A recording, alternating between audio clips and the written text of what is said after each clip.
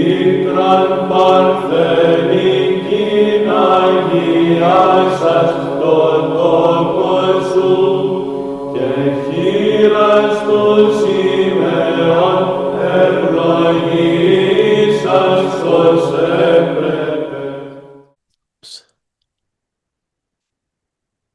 Today we read Luke 8:41-56. At that time there came to Jesus a man named Jairus, who was a ruler of the synagogue, and falling at Jesus' feet he besought him to come to his house, for he had an only daughter about 12 years of age, and she was dying.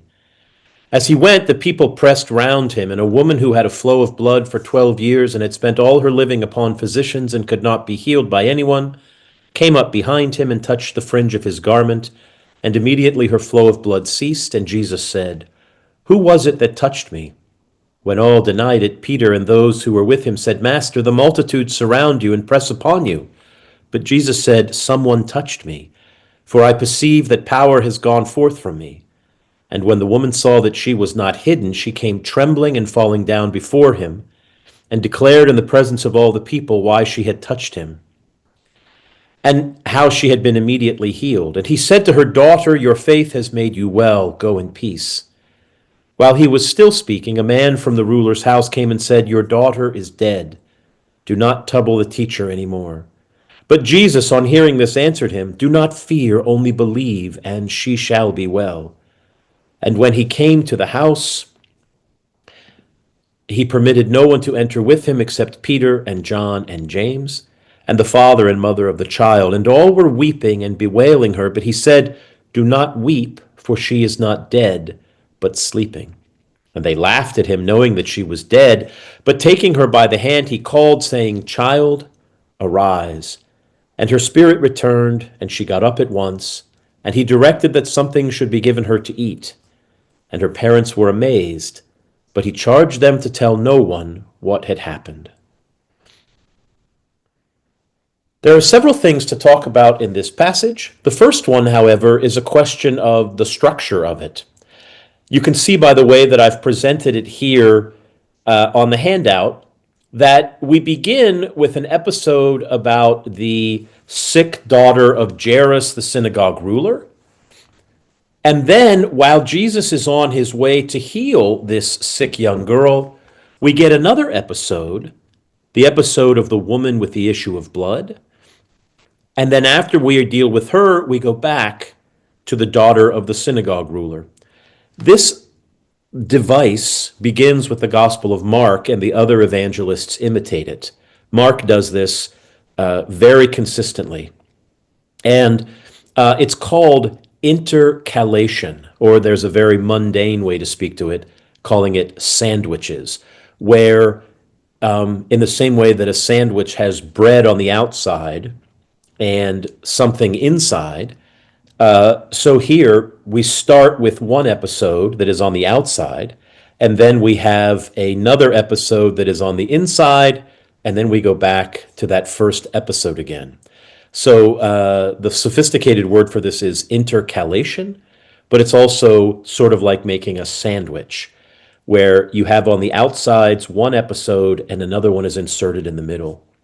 The relationship between these two healings, though, is even more specific than this, because when you get this device of intercalation, it usually means that the episodes interpret one another.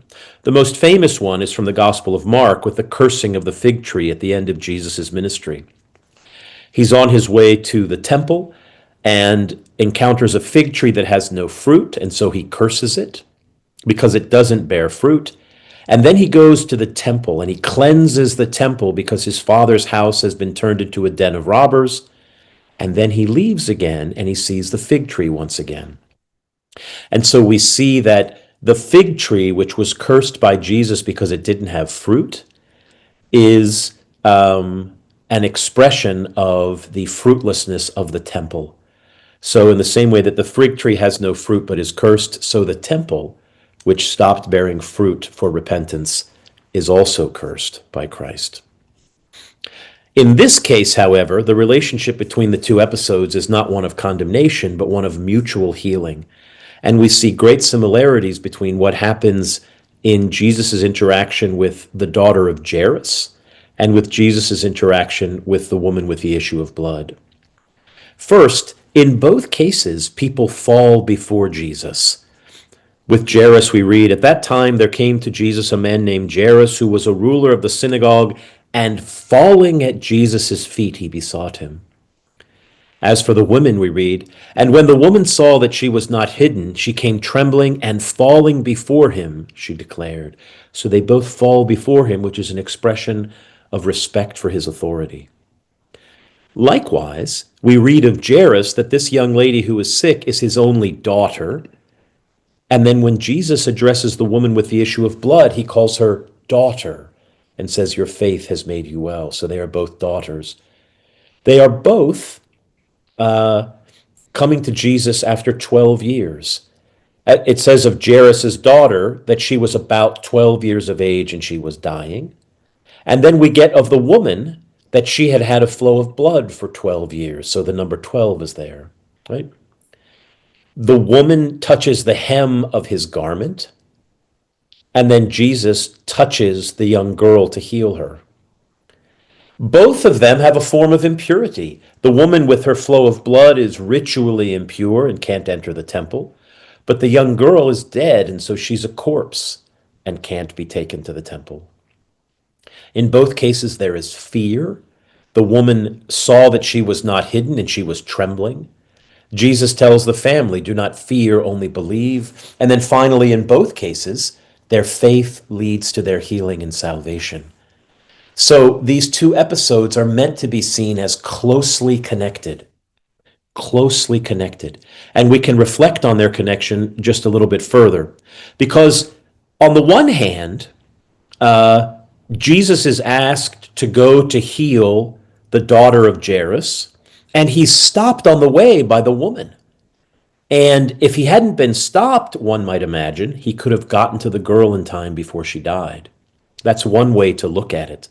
The other way to look at it, of course, is that Jesus is on his way to heal, and he is a healer and a teacher, and he is here to love his people.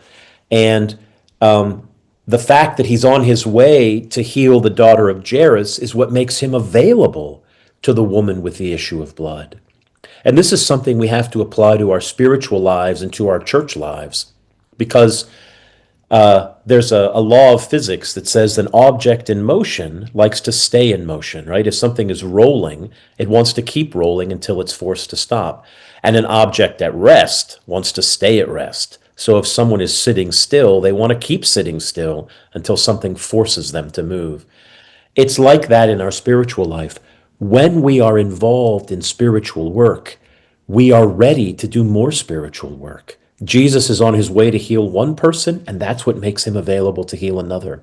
If we are looking for ways to share the message of God's love with people, if we're looking for ways to bring help to people, while we're doing that, other occasions for providing help to people will arise because we will be looking for them. We will be active and actively engaging people, so things will naturally arise.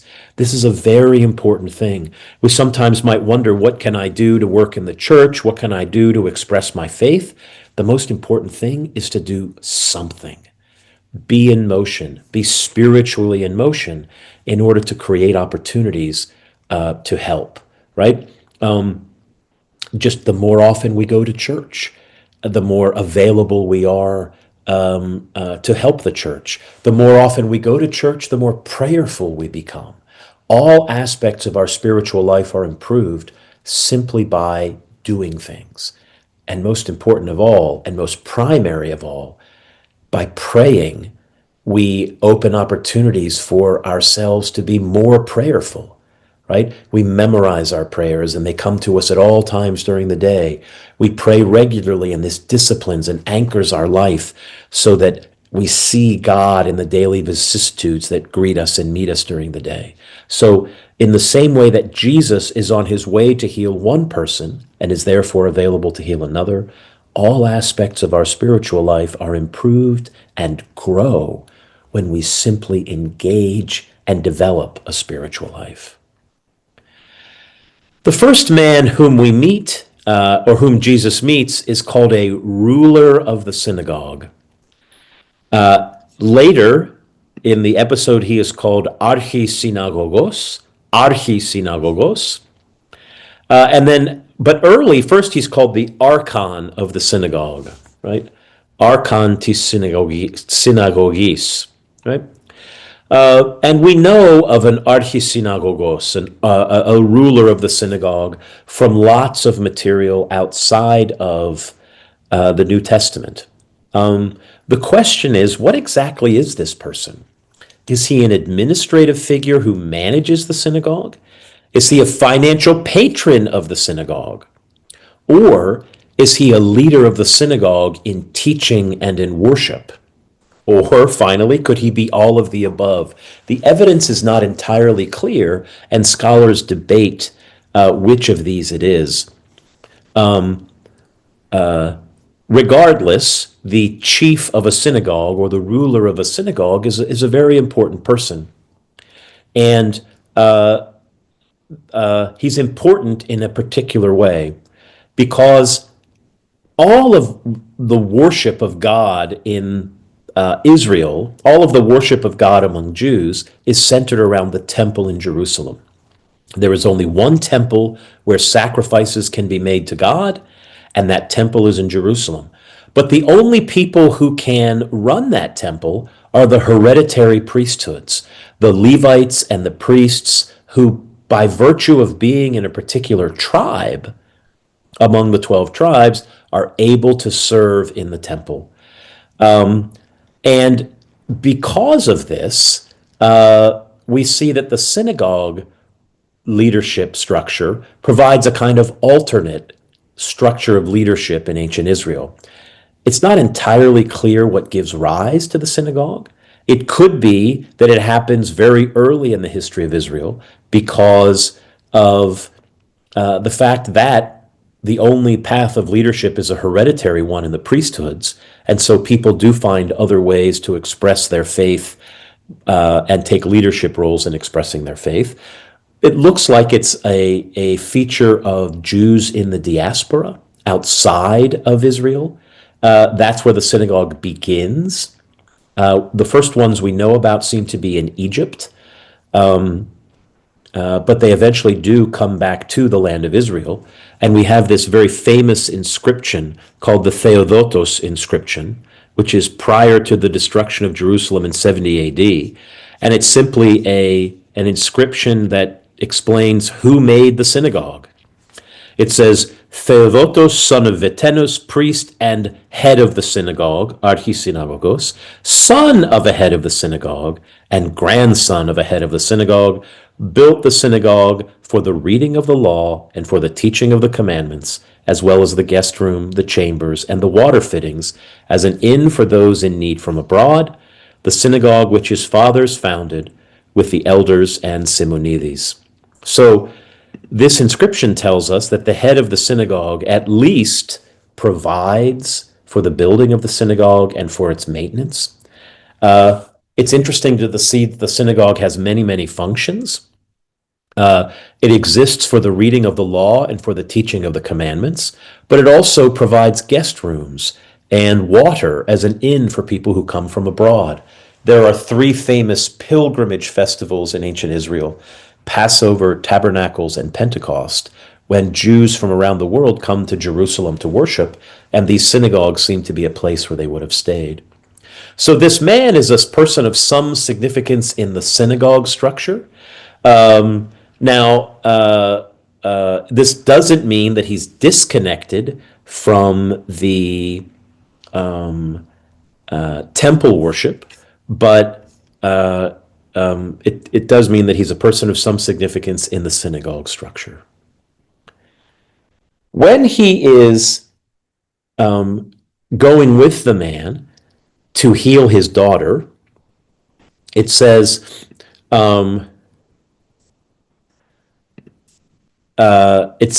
that the people, the crowds, the ochli, pressed around him. And this is a very interesting thing because the crowds are pressing around Jesus as he is doing his work. And the Greek word is synepnigon, synepnigon. The same verb is used in the parable of the sower, when some fell among thorns and the thorns grew with it and it choked, anepnixon. This Greek word pnigo appears only in this healing episode and in the parable of the sower in the Gospel of Luke. And the appearance here, where the crowds are pressing around Jesus, illustrates what the parable of the sower teaches us, right? The parable of the sower comes just a few verses before this healing. And so it's very much on our minds. And so the crowds are pressing around Jesus, and the faith of the woman who is trying to get to him is being tested in the same way that faith is tested by the thorns which choke our faith. One commentator on the Gospel of Luke, Joel Green, writes, according to Jesus' teaching in the parable of the sower, faith on its own is not enough, for it must prove itself in testing. In these verses, Luke will portray such a test, not of Jesus, but as will become clear of the faith of the woman who comes to Jesus on a quest for healing.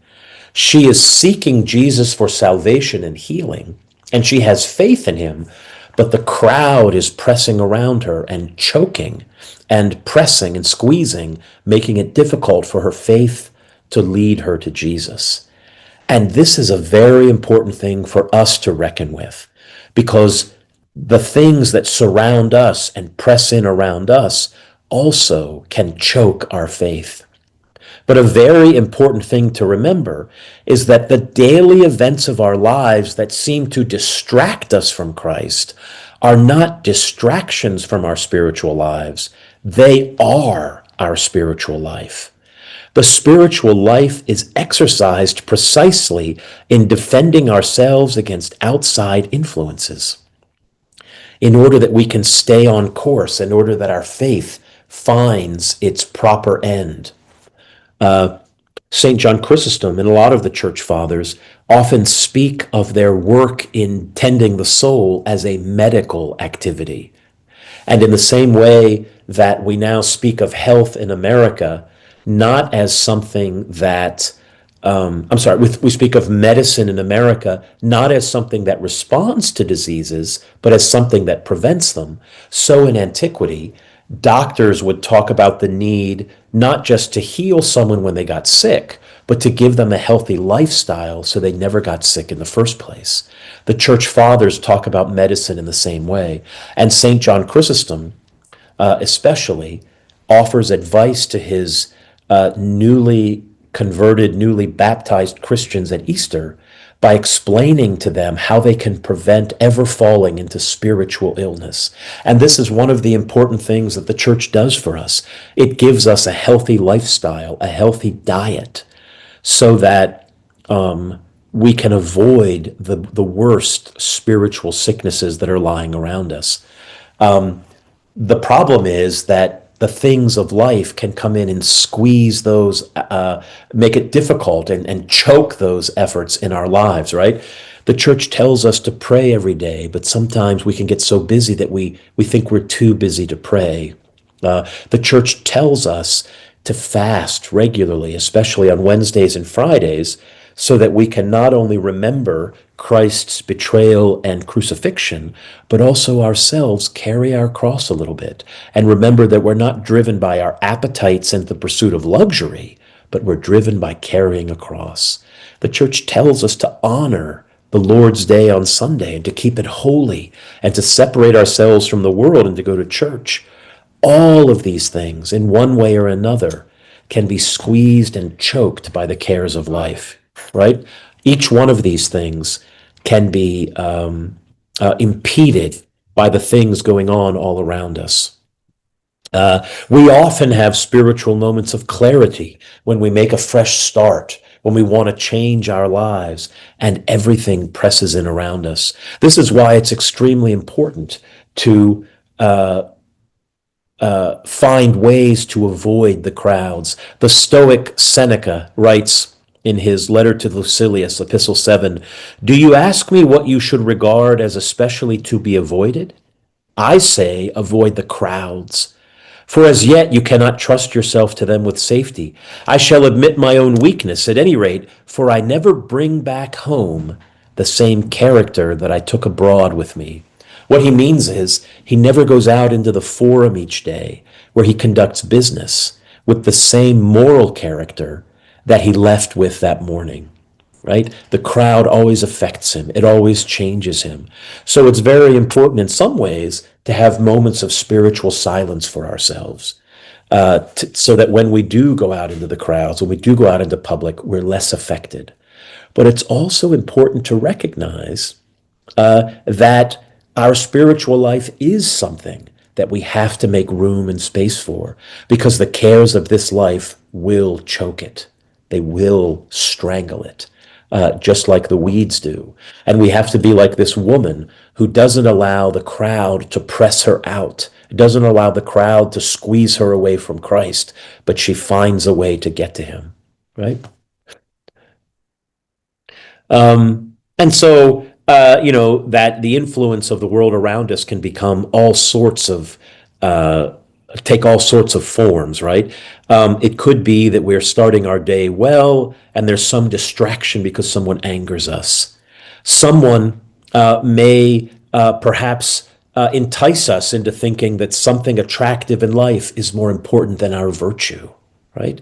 This is why we regularly need to live the church's life to maintain our spiritual health, so that when things do squeeze in around us, we not only recognize what is happening, but we have the spiritual health to keep living our spiritual life, right? As we see, of course, there is no greater difficulty in life, as in this passage, than the health of our families and of our own health. And all of these things push in around us, they squeeze in around us. We need to be closely connected to God in order that when all these things happen, we're not thrown by them, we're not confused by them, and we can bear up under them in the love of God. When the woman touches Jesus, he recognizes that power has gone forth from him, but she remains anonymous. And then finally, she's identified.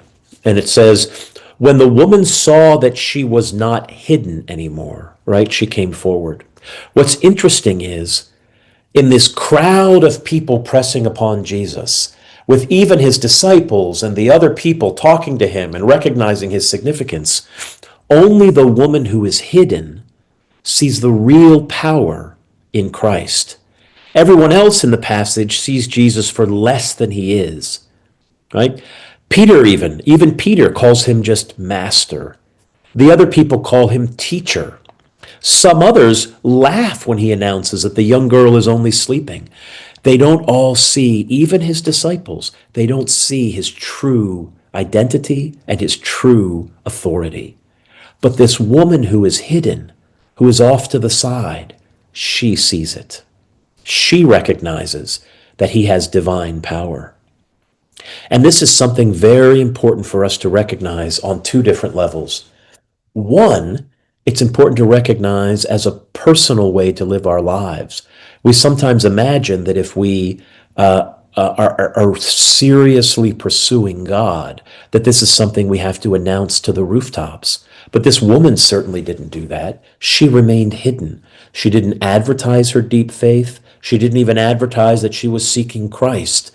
Everything was kept quiet. Everything was kept hidden. In the Sermon on the Mount, Jesus tells us, when you give alms to the poor, don't announce it before you like the hypocrites do, but don't let your left hand know what your right hand is doing. Similarly, when you pray, he says, go into your room alone and pray to God. Don't make a big public show of it. Hidden faith is powerful faith because it's sincere faith. On the other hand, this is not just something that we ourselves should cultivate. It's something that we have to recognize in others. We might be deluded into thinking that the loud people who talk about their faith are the important people. We can even see this in clergy sometimes. The famous clergy, the ones who are well known as great spiritual leaders, can sometimes be confused in what their real job is. We have to be very careful not to be dragged down the path of following people who tell us that they're authorities and that they're holy. We have to actually look for sincere holiness, right? We might also be deluded into bringing worldly concerns into imagining who the important people in the church are. The Epistle of James gives us a warning that's as relevant today as it was when he first wrote it. He says, if a man with gold rings and in fine clothing comes into your assembly, and a poor man in shabby clothing also comes in, and you pay attention to the one who wears the fine clothing and say, have a seat here, please, while you say to the poor man, stand there or sit at my feet, have you not made distinctions among yourselves and become judges with evil thoughts?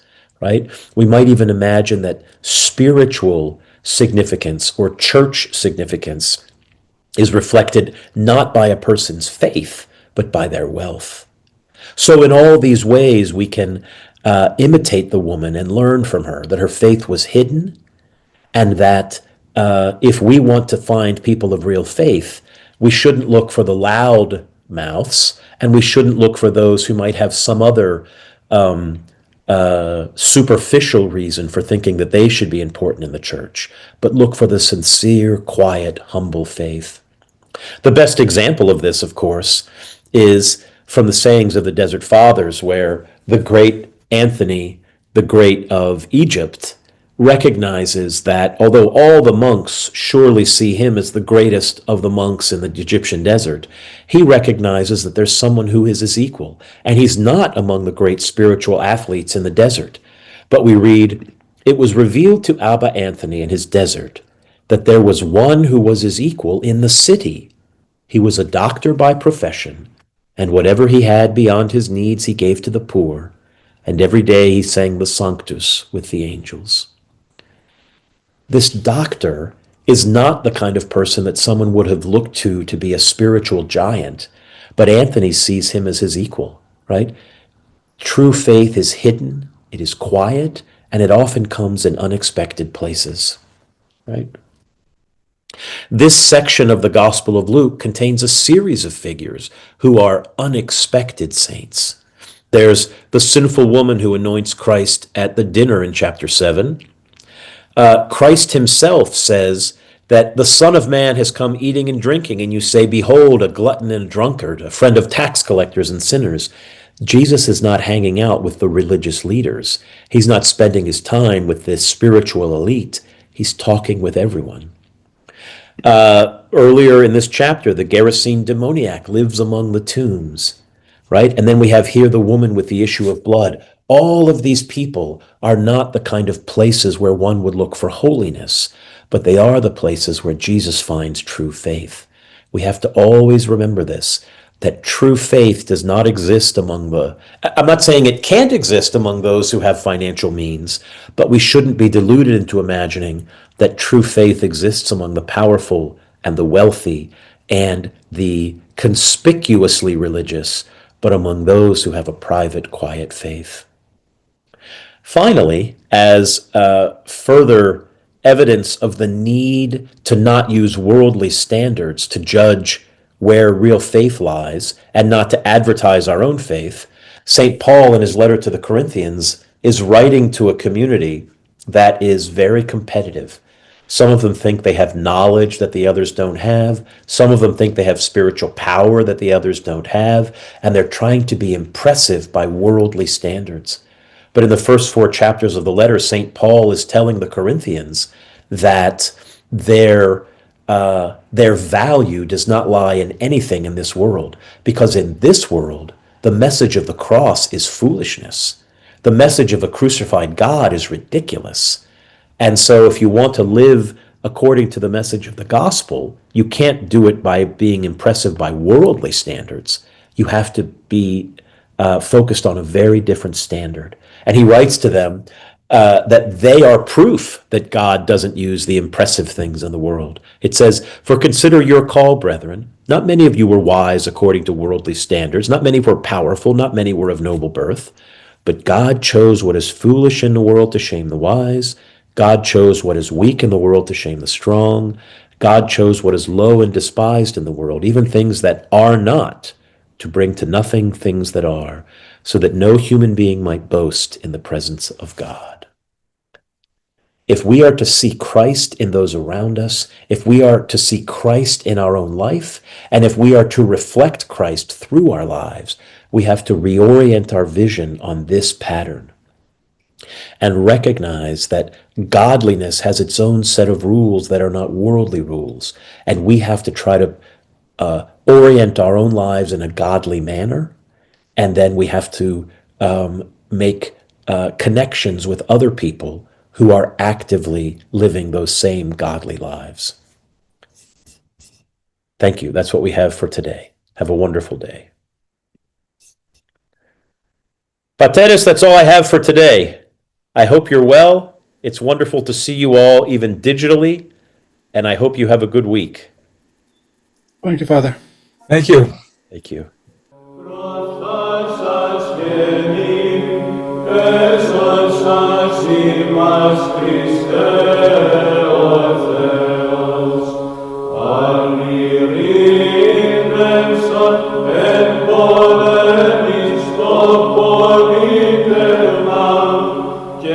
Grande,